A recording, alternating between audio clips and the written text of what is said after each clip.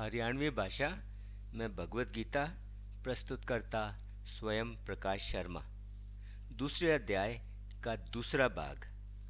भगवान कृष्ण अपना उपदेश जारी रखें से और कहवें से, पार्थ, इब तक मैंने तेरे तय सांख्य यानी ज्ञान योग के मार्ग का ज्ञान बताया से। इब मैं तने निष्काम कर्म योग वाले मार्ग का ज्ञान और मतलब समझाऊंगा, जिसने समझ के तू कर्म करता होया भी कर्मों के सारे बंधना ते छूट जावेगा। इस निष्काम कर्म योग के मार्ग में करा गया कोई भी कर्म का कदे भी नाश को ना होता, ना इससे कदे कोई रुकावट या अड़चन पैदा होवे से और ना इससे कदे कोई अहित होवे से। इस राह पे चलना होया छोटे ते छोटा कदम भी आदमी के बड़े त बड़े भय ते भी रक्षा करे से।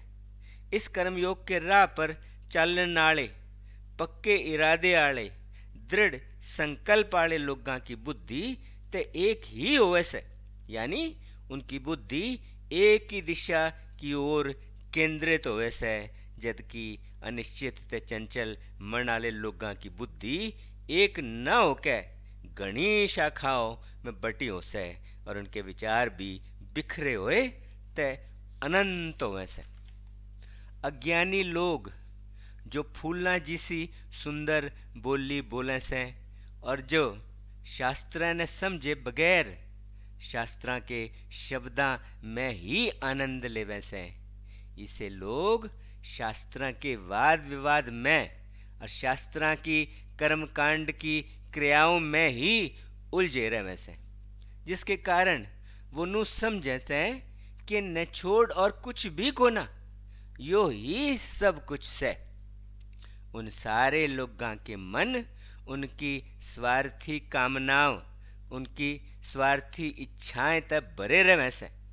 वे भोगा ने ते ऐश्वर्य ने ही स्वर्ग मानने से। इसे लोग अपने सारे कर्म आनंद शक्ति पान खातर ही करे से और इस करके उनके इन कर्मा के कारण इन कर्मा के फल के रूप में उन लोगों का बार बार जन्म हुए से। जिन लोगों के मन आनंद ते शांत शक्ति पान में लगे रहे से, जिन लोगों के मन भोग ते ऐश्वर्य न हर लिए से, जो लोग भोग ते ऐश्वर्य में ही उलझे रहे से फंसे रहे से, इसे लोगों की बुद्धि आत्मा में अच्छी तरह एकाग्र को ना हो पाती, उनकी बुद्धि आत्मा में अच्छी तरह टिक को ना पाती। जान ले पार्थ कि वेदों का विषय ते तीन गुणा की क्रियाओं बाबत से, तो इन तीना गुणा ते भी ऊपर उठ जा। सुख दुख फायदा नुकसान हार जीत जिसी सभी दुविधाओं तय भी मुक्त होके अपनी साची आत्मा में टिक जा। चीजा ने जोड़न की और इकट्ठा करन की और फिर उन सब चीजा ने सुरक्षित रखन की चिंता ने भी छोड़ दे और सिर्फ आत्मा ने प्राप्त कर। आत्मा का ज्ञान पा लेन तय ब्रह्म ज्ञान हो जानता है। इसे ज्ञान वाले आदमी ने सारे वेदों के ज्ञान का उतना ही उपयोग उतना ही फायदा रह जावे से जितना उपयोग जितना फायदा चारों ओर पानी के बाढ़ आ जानता है एक कुएं का रह जासे। आत्मा के ज्ञान में तय वेदों का सारा ज्ञान भी समाया हुआ से। समझ ले पार्थ कि तेरा अधिकार ते सिर्फ कर्म करण खातर ही से। तेरा अधिकार ते सिर्फ कर्म करण पर ही से।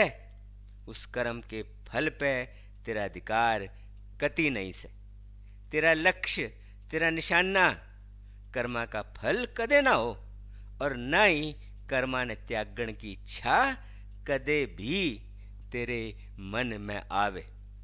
यो भी सुन ले कि मन की समता ही योग कहलावे से। इस करके पार्थ तू सारी तरियां की आसक्तियां ने, तू सारी तरियां के लाग लपेट ने त्याग कर अपने मन ने सफलता तय विफलता इन दोनों में बराबर रखते हुए इसे योग में टिक के अपना कर्म करता जा। निष्काम कर्म या बिना स्वार्थ वाले कर्म ने बुद्धि योग भी कहे से, सकाम कर्म या स्वार्थ वाले कर्म ते बुद्धि योग या निष्काम कर्म घना अच्छा से। इस करके पार्थ तू बुद्धि योग में ही शरण ले। जो लोग अपने कर्मों के फल की इच्छा रखें से वो लोग ते दयनीय हो से, वो लोग ते निचले दर्जे के लोग हुए से। जिस आदमी ने अपनी बुद्धि ब्रह्म गैल्या जोड़ दी से वो आदमी अच्छे ते बुरे दोनों प्रकार के कर्मा ते मुक्त हो जा से। इस करके पार्थ तू योग में जुट जा। योग ते सारे कर्मा ने सुथरी डाल, सारे कर्मा ने अच्छी तरियां ते करण का ही नाम से। जिन लोगों ने अपनी बुद्धि ब्रह्म गैलना जोड़ दी से, जिन लोगों ने अपनी बुद्धि ने ब्रह्म गैलना मिलाकर उस ब्रह्म गैलना एक कर ली से, और जिन लोगों ने कर्मा तय मिलन आले सारे फला का भी त्याग कर दिया से, इसे लोग जन्म के बंधन तय छूट जावे से और वो उस परम पद ने पावे से जित उनके सारे कष्टों का अंत हो जावे से। जब तेरी बुद्धि मोह के घने जंगल ने, जब तेरी बुद्धि मोह के इस दलदल ने पार कर जाएगी, तब तू सब खातर उदासीन हो जाएगा जो कुछ तेने सुना से या जो कुछ तेरे खातर सुनने इबी बाकी वजह से। जब तेरी बुद्धि वेद शास्त्रा के शब्दा के ज्ञान ते ऊपर उठ जाएगी और आत्मा में जाके ठहर जाएगी, आत्मा में जाके टिक जाएगी, तब तेने योग प्राप्त हो जाएगा, तब तेने आत्मा का दर्शन हो जाएगा। कृष्ण जी के वचन सुन के अर्जुन की बेचैनी कम हुई, वो कुछ शांत होया और उसमें और ज्यादा जानने की जिज्ञासा उठी। उसने केशव से पूछा, हे केशव, जिस आदमी की बुद्धि ठहर गई हो और जिस आदमी ने परमात्मा पा लिया हो, वो आदमी किसा हो वैसे? इसे ठहरे हुई बुद्धि वाले आदमी का उठना बैठना, उसकी बोलचाल, उसका आचरण किसा होना चाहिए? श्री भगवान उत्तर देवे से, सुन पार्थ, जब आदमी अपने मन में उठन वाली सारी कामनाओं ने, उठन वाली सारी इच्छावां ने त्याग दे से और जब उसकी आत्मा उसके अपने भीतर ही संतुष्ट रहन लग गए से, जब वो अपने आप में ही अपने भीतर ही संतुष्ट ते खुश रहन लग गए से, तभी आदमी ठहरी हुई बुद्धि आला स्थित प्रज्ञ कहलावे से। जिस आदमी का मन दुखा में बेचैन को ना होवे और जिस आदमी ने सुखा में घनी लालसा को ना होवे, जो आदमी आसक्ति या लगाव, भय और छो या गुस्सा जो इन सारा ते मुक्त हो गया से, ऐसा आदमी बढ़िया से, श्रेष्ठ से और वही ठहरी हुई स्थिर बुद्धि आला स्थित प्रज्ञ कहलावे से। जिस आदमी ने किसी भी चीज गैलना आसक्ति या लगाव को ना, जो आदमी अच्छा होने पे खुश को ना होता और जब बुरा होने पे दुखी को ना होता, ऐसा आदमी की बुद्धि पक्की तरियां स्थित होवे से। जो आदमी इंद्रियां के विषयों ते अपनी इंद्रियां ने नू ही खींच ले से, जो कर कछुआ अपने अंगा ने अपने खोल के भीतर खींच ले से, उसी आदमी की बुद्धि ज्ञान में पक्की तरियां स्थित होवे से, उसी की बुद्धि ज्ञान में पक्की तरियां ठहर जावे से, ज्ञान में पक्की तरियां टिक जावे से। यो बात समझ ले पार्थ कि शरीरधारी जीव भले ही विषया तय और भोगा ने त्याग दे, भले ही विषया ने और भोगा ने त्याग दे, भले ही वो विषय और भोगां ते निवृत्त हो जाए, उनते फ्री हो जावे, पर उन विषयां ने भोगण की लालसा उसके मन में किते न किते बनी रहे से। वो लालसा उनके मन में किते न किते दबी रहे से। पर जब उसने भगवान के दर्शन हो जावे से, तब वो लालसा भी उसके मन ते मिट जावे से, वो लालसा भी उसके मन ते खत्म हो जासे। पार्थ, आदमी भले ही विवेक आड़ा हो, आदमी भले ही पूर्णता पान खातर, परम गति पान खातर लगातार कोशिश भी करता रहे, फिर भी उसकी बलवान इंद्रियां उसके मन ने जबरदस्ती बिचला ही दे से। इस करके पार्थ, उन सभी इंद्रियां ने बस में करके मेरे परायण होके, मेरे साथ जुड़ के, मेरे में ध्यान लगा के योग में स्थिर रहना चाहिए। क्योंकि जिस आदमी की इंद्रियां उसके बस में से, उसी आदमी की बुद्धि मजबूती तय स्थित रहे से, मजबूती तय टिकी रहे से। समझ ले पार्थ कि जब कोई आदमी अपने मन में इंद्रियां के विषयों का ध्यान करने लग गए से, जब वो उनके बारे में सोचने लग गए से, तब उसके मन में उन इंद्रियों के विषयों तक लगाव हो जासे, लगाव ते इच्छा पैदा हुआ से, और इच्छा पूरी ना होने छो या गुस्सा पैदा हो से, छो ते मूर्ता पैदा हो से। मूर्ता आदमी की याददाश्त नष्ट कर देवे से, याददाश्त के नष्ट होने बुद्धि का नाश हो जावे से, और बुद्धि का नाश हो जानते आदमी ही खत्म हो जासे। पर अनुशासित मन वाला आदमी, जिसने अपनी इंद्रियां ने अपने बस में करा होया से, वो आदमी लगाव ते द्वेष इन दोनों ते मुक्त होके इंद्रियों के विषयों का आनंद लेवे से, उनने भोगे से।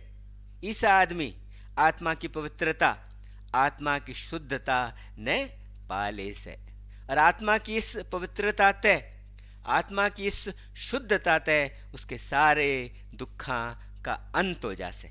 इसे विशुद्ध आत्मा वाले आदमी की बुद्धि बहुत जल्दी आत्मा की शांति में स्थित हो जासे, आत्मा की शांति में टिक जासे।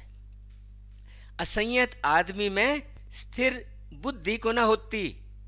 असंयत आदमी में बुद्धि ने एक जगह केंद्रित करण की, एक जगह इकट्ठा करण की, एक जगह एकाग्र करण की शक्ति भी को ना होती। जिसमें एकाग्रता को ना से, उसने शांति को ना मिलती, और जिसने शांति को ना से, उसने सुख भी को ना मिल सकता। इसी आदमी ने सुख मिलना असंभव से। जब मन भटकती इंद्रियां के पाछे भागे से, तब वो ही इंद्रियां आदमी के मन ने ते उसकी समझ ने नू ही हर ले जावे से, जुकर आंधी की तेज हवा पानी पे चालन वाली किश्ती ने उसके सही राह ते भटका के उसने बहा ले जावे से।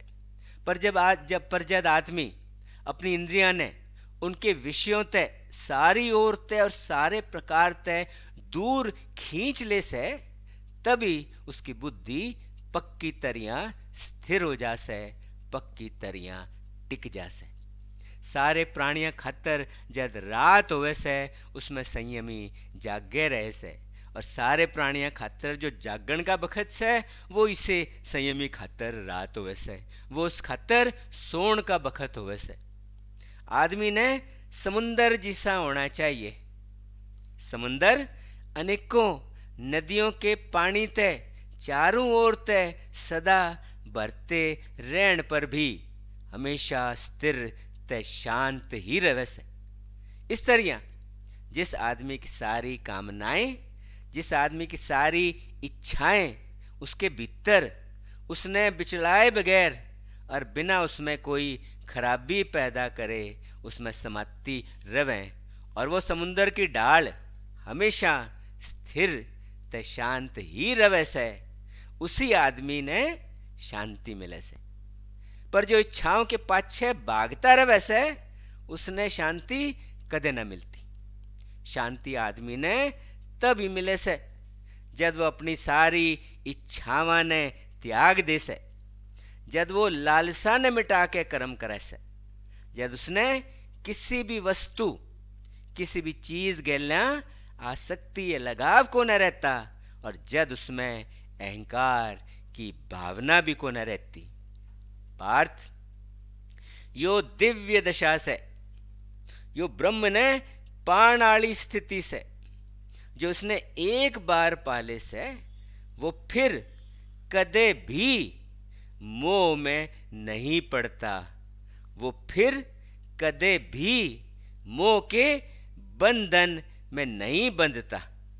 इसमें टिका रहकर आदमी मरण के बखत परमात्मा के परम आनंद ब्रह्म निर्वाण ने पाले से। भगवत गीता का दूसरा अध्याय संपन्न होया।